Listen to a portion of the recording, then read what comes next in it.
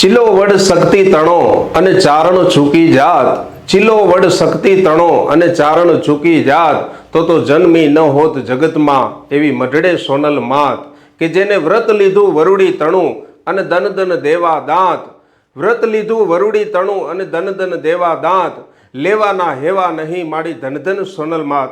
નમસ્કાર દર્શક મિત્રો, હું છું મેહુલ ગઢવી. આપ જોઈ રહ્યા છો પોઝિટિવ મોરબી ખાતે જે ખાસ મુલાકાત આવનારી તારીખ 11, 12 અને 13 જાન્યુઆરી જે મઢડા ધામ જુનાગઢ પાસે આવેલું જે છે મઢડા ધામ સોનલ ધામ, ત્યાં શતાબ્દી મહોત્સવ એટલે કે આઈમાનો 100મો જન્મદિવસ અને એ ઉજવણી માટેની જે તડામાર તૈયારીઓ છે, હૈયે હૈયું દડાશે અને લાખોની સંખ્યામાં જ્યારે ત્રિદિવસીય કાર્યક્રમ ભજન, ભોજન અને ભક્તિનો જે ત્રિવેણી સંગમ છે એ જોવા માટે અને એ દર્શન કરવા માટે અને એ પળના સાક્ષી બનવા માટે જ્યારે સમગ્ર આઈ સોનલમાના પરમ ભક્તોના જે ઘોડાપૂરો આવશે એ દ્રશ્ય માટે અને એ તૈયારી માટે કઈ કઈ રીતની તૈયારી છે એ આપણે આયોજકો સાથે પણ વાત કરીશું. સંવત 1980 પોષ સુદ બીજ 8મી ડિસેમ્બર 1924 મંગળવારે રાત્રે 8:30 વાગ્યે જુનાગઢના કેશોદ તાલુકાના મઢડા ગામે ગઢવી હમીરભાઈ મોડના ઘરે આઈ શ્રી રાણબાઈ માના કુખેથી પૂજ્ય આઈમા શ્રી સોનબાઈ માનો જન્મ થયો. પૂજ્ય આઈમાએ જન્મ ધારણ કરી પોતાના ચારણ કુળને, મોડ વંશને અને ચારણ જાતિને તેમજ સમાજના સર્વે વર્ગોને જાતિને પવિત્ર કર્યા અને ઉજ્જવળતા, શુદ્ધતા આપી. એમના જન્મથી આઈ રાણબાઈમાં પણ ધન્ય બન્યા તથા આઈમાં શ્રી સોનબાઈ માની જન્મદાત્રી માતાનું મહાન યશસ્વી પદ પામ્યા.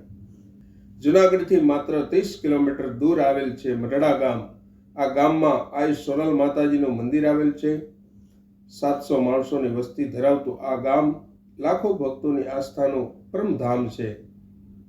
મંદિરમાં બિરાજિત આઈ સોનલ માની દયામય મૂર્તના દર્શન કરવા માટે દરરોજ ભક્તોની નિરંતર આવન જાવન રહે છે.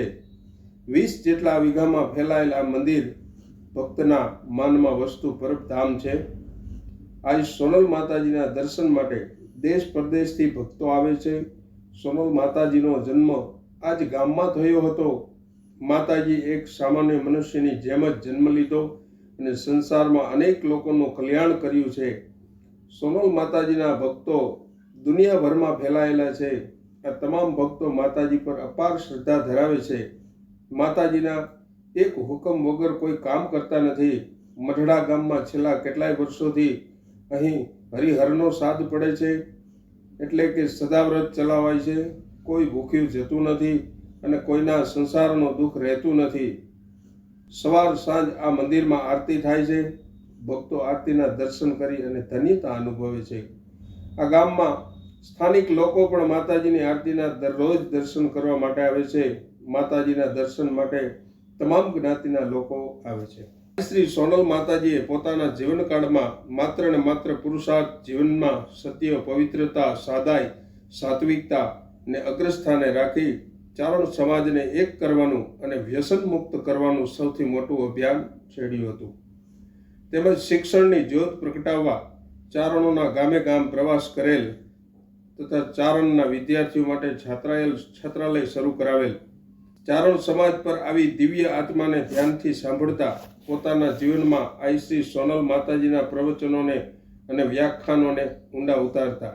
ત્યારે સોનલ માતાજીના અવતાર કાર્યને તારીખ 13/1/2024ના રોજ 100 વર્ષ પૂર્ણ થવા જાય છે. ત્યારે તેમની જન્મ શતાબ્દીના ત્રિદિવસીય મહોત્સવ ઉજવવાનું નક્કી કરવામાં આવ્યું છે. દંતકથાને દાખલે અને અમારી બધી જૂની વાતો જાત, ત્યાં તો જન્મી જગ વિખ્યાત કે એને સાચી કરવા સોનબાઈ.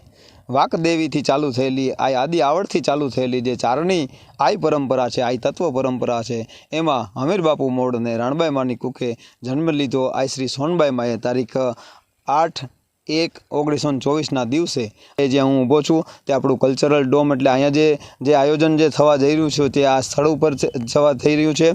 તારીખ 11, 12 અને 13 એ ત્રિદિવસીય આઈ શ્રી સોનલ માતાજીનો જન્મ શતાબ્દી મહોત્સવ ઉજવવા ચારણ સમાજ અને 18 વરણ મળી અને માતાજીનો જન્મ શતાબ્દી મહોત્સવ ઉજવવા જઈ રહ્યા છીએ. ત્યારે મરડા ખાતે આઈ શ્રી કંચનમાં અને બનુમાના આશીર્વાદથી, કંચનમાના આદેશથી અને ગિરીશાપા અને દાદુભાઈના નિષ્ઠા અને એના જે કર્મ છે એના થકી આપણે જે 18 વરણ મળી અને ચારણ સમાજના 3.5 પાડા મળી અને આઈ શ્રી સોનલ માતાજીનો જન્મ શતાબ્દી મહોત્સવ આપણે સૌ આનંદથી ઉજવીએ તેના માટે થઈને તારીખ 11, 12 અને 13 એમ ત્રિદિવસીય જન્મ શતાબ્દી મહોત્સવનું આયોજન અહીંયા મરડા ખાતે તાલુકો કેશોદ જિલ્લો જુનાગઢ કરવામાં આવ્યું છે. એ આયોજનના ભાગરૂપે તારીખ 11 જે છે એ 11/1/2024ના દિવસે જે આપણી ઓપનિંગ સેરેમની છે એટલે કે ઉદ્ઘાટન સમારંભ છે તેમાં પૂજ્ય મોરારી બાપુ તેમજ આપણા જગતગુરુ શારદા પીઠના દંડી સ્વામી પણ પધારવાના છે, તેમજ અન્ય સંતો મહંતો આપણા જે 9 પદ્મશ્રીઓ જે ચારણ સમાજને જે પદ્મશ્રીઓ મળ્યા છે તે બધા પણ એના જે જીવિત છે તે પધારવાના છે. જે નથી આપણી વચ્ચે રહ્યા તેમના પ્રતિનિધિઓ આવવાના છે. તેની સાથે સાથે બપોર પછીની સભા છે, એમ દિવસની 2 સભાઓનું આયોજન કરવામાં આવ્યું છે અને સાંજે દાંડિયા રાસનું આયોજન કરવામાં આવ્યું છે અને રાત્રે સંસ્થાકીય પરિચય 11 તારીખે અને તે પછી ડાયરાનું આયોજન કરવામાં આવ્યું છે. એવી જ રીતે તારીખ 12 જે બીજો દિવસ છે તે દિવસે સવારની સભામાં સ્વામી સચ્ચિદાનંદજી રમેશભાઈ ઓઝા પધારવાના છે. બપોરની સભા જે છે યુવા અને ઉદ્યોગની તેમાં પ્રાસલાવાડા ધર્મબંધુજી મહારાજ પધારવાના છે. બપોર પછીની જે સભા છે એમાં ત્રીજી જે સભા છે તેમાં નારી શક્તિ વંદના મહિલાઓ માટેની એક સભાનું આયોજન કરવામાં આવ્યું છે. તે પછી રાત્રે સાંજે દાંડિયા રાસ અને રાત્રે બલિદાન નામનું નાટક જે કેસરીસિંહજી બારડ પરિવાર ઉપર જે ભજવવાનું છે તે પણ અહીંયા રાખવામાં આવ્યું છે અને રાત્રે એ 12 તારીખે રાત્રે પણ ડાયરાનું આયોજન કરવામાં આવ્યું છે. એવી જ રીતે 13 તારીખ જે છે માતાજીનો જન્મદિવસની તારીખ છે, સોનલ બીજનો દિવસ છે. સવારની જે સભા છે તેમાં આપણે રાજકીય આગેવાનો, સામાજિક આગેવાનો અને જે રાજનેતાઓથી માંડીને રાજદ્વારેથી એટલે કે રજવાડાઓમાંથી પણ બધાની ઉપસ્થિતિ રહેવાની છે. તે પછી બપોર પછીની જે સભા છે એ સભામાં સંતો મહંતો અને પૂજ્ય માતાજીઓ બધા પધારવાના છે. એમની ધર્મસભાનું આયોજન કરવામાં આવ્યું છે. એ જ રીતે 3 દિવસ ડાયરાનું આયોજન કરવામાં આવ્યું છે અને રાત્રે પ્રોગ્રામનું પણ આયોજન અને સાંજે દાંડિયા રાસનું આયોજન કરવામાં આવ્યું છે. તેમાં 13 તારીખનો જે દિવસ છે તેમાં ચારણી પરંપરામાં પહેરવેશ પહેરી અને ચારણની દીકરીઓ માતાજીઓ અહીંયા દાંડિયા રાસ પણ રમવાના છે. એ આયોજનના ભાગરૂપે ટોટલ 450 થી 500 વીઘામાં આખું આયોજન કરવામાં આવ્યું છે. તેમાં આપણે જે ભોજન છે એ સતત 24 કલાક આપણે ભોજન પ્રસાદી સતત ચાલુ રહેશે.